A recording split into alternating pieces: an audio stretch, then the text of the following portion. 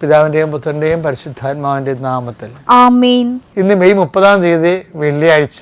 അമ്മേ പരിശുദ്ധമേ, അമ്മേ പരിശുദ്ധമേ, ദൈവമാതാവേ, കൃപാസനത്തിലൂടെ ഞങ്ങൾക്കും ഞങ്ങളുടെ ദേശത്തിനും അമ്മ മധ്യസ്ഥം തേടി തന്ന എല്ലാ അനുഗ്രഹങ്ങൾക്കും കൃപകൾക്കും ഞങ്ങളിപ്പോൾ ഹൃദയം നിറഞ്ഞ നന്ദി പറയുന്നു. അമ്മേ പരിശുദ്ധമേ, അമ്മേ പരിശുദ്ധമേ, ദൈവമാതാവേ, 2004 ഡിസംബർ 7 തീയതി ഉച്ചകഴിഞ്ഞ് 2:30 കൃപാസനത്തിൽ സംഭവിച്ച അമ്മയുടെ പ്രത്യക്ഷപ്പെടലിനെ കുറിച്ച് തിരുസഭയ്ക്ക് സമർപ്പിച്ചിരിക്കുന്ന പഠനരേഖകളുടെ മേൽ സഭാത്മകമായ പഠനം ആരംഭിക്കുവാൻ ഞങ്ങൾ പ്രാർത്ഥിക്കുന്നു.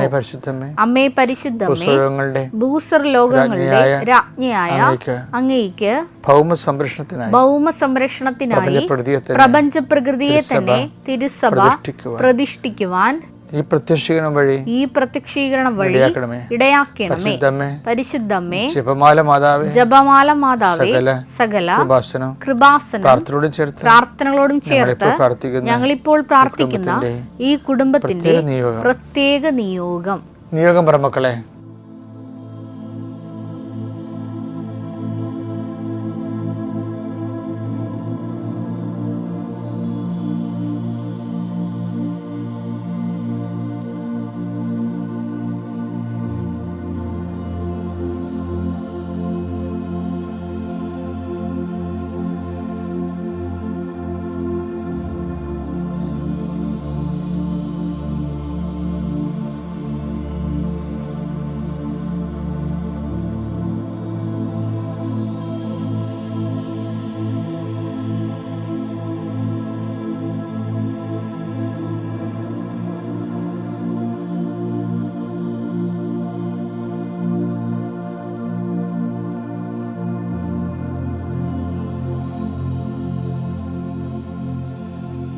അമ്മയുടെ പ്രത്യക്ഷീകരണത്തിന്റെ ഈ അനുഗ്രഹവേളയിൽ ഞങ്ങൾക്ക് സാധിച്ചു തരുവാൻ കനിയണമേ.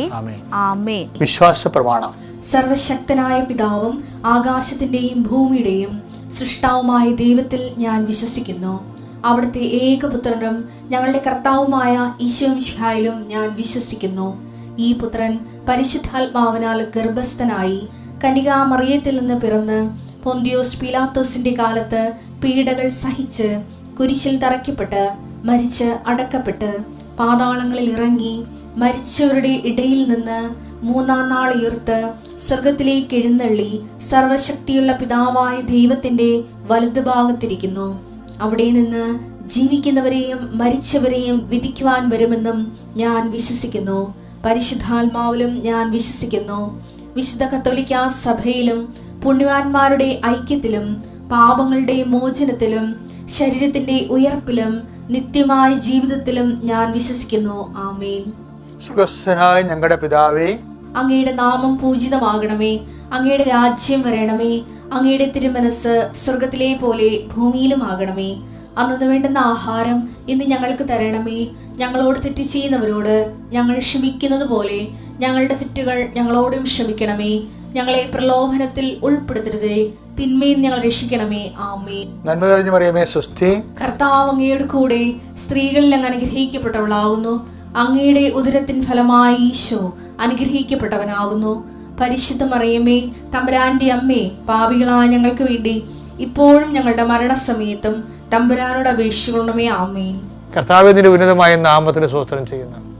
കർത്താവിന്റെ വിശുദ്ധ പൗരോഹിത്യത്തെ മഹത്വപ്പെടുത്തണമേ. കർത്താവെ, സഭയിലുള്ള സാന്നിധ്യം പ്രണമാക്കണമേ. നിന്റെ വലത്തും ഇടത്തും വീട്ടിലും വഴിയിലും ജലത്തിലും കരയിലും മുകളിലും ഹൃദയത്തിലും കർത്താവിൻ്റെ സാന്നിധ്യവും സഹവാസവും സംരക്ഷണം ഉണ്ടാവട്ടെ. ഞാൻ നിനക്ക് മുമ്പേ എൻ്റെ ദൂതനയക്കുമെന്ന് പറഞ്ഞ അള്ളസിൻ്റെ കർത്താവ് നിന്റെ വഴിയാത്ര നിനക്ക് മുമ്പേ പോവുകയും I will come with you wherever you go.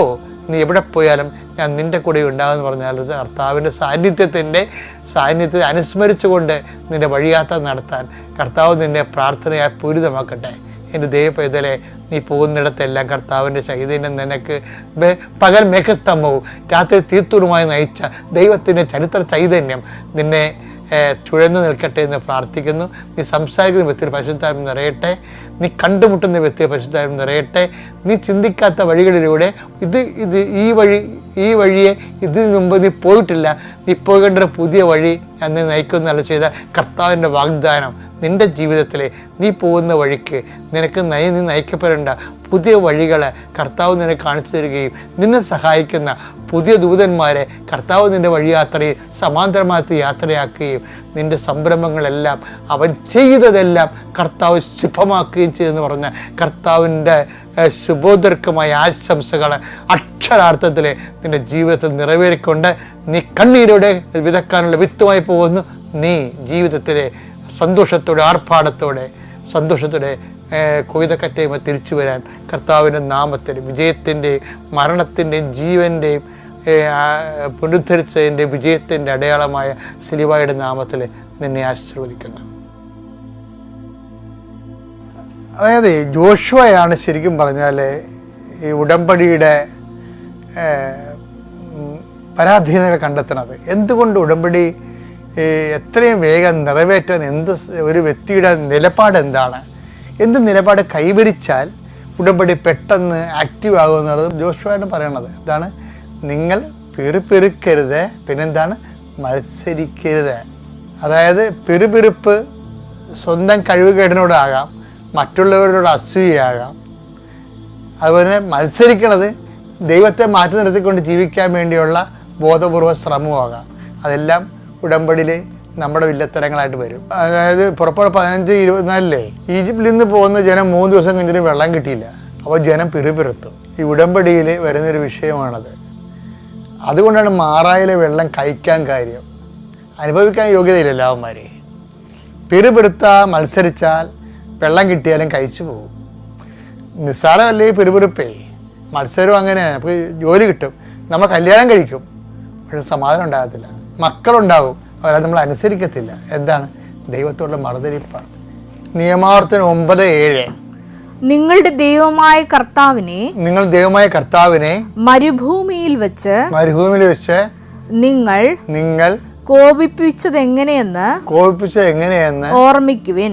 അത് മറക്കരുത്. ഈജിപ്ത് ദേശത്ത് നിന്ന് പുറത്തു വന്ന ദിവസം മുതൽ ഇവിടെ എത്തുന്നത് വരെ നിങ്ങൾ കർത്താവിനെതിരായി മത്സരിക്കുകയായിരുന്നു. ചില ആൾക്കാർ കർത്താവിനെ മത്സരിക്കുക, പ്രാർത്ഥിക്കും. പിന്നെ പ്രാർത്ഥിക്കുന്നവർക്കാണ് അതെല്ലാം കിട്ടണത്. പ്രാർത്ഥിക്കുന്നവരാണ് ജയിക്കണത്, പ്രാർത്ഥിക്കുന്നവരാണ് ജോലി കിട്ടണത്, പ്രാർത്ഥനയിലേക്ക് കിട്ടുമോ നോക്കട്ടെ എന്നൊക്കെ പറയത്തില്ലേ.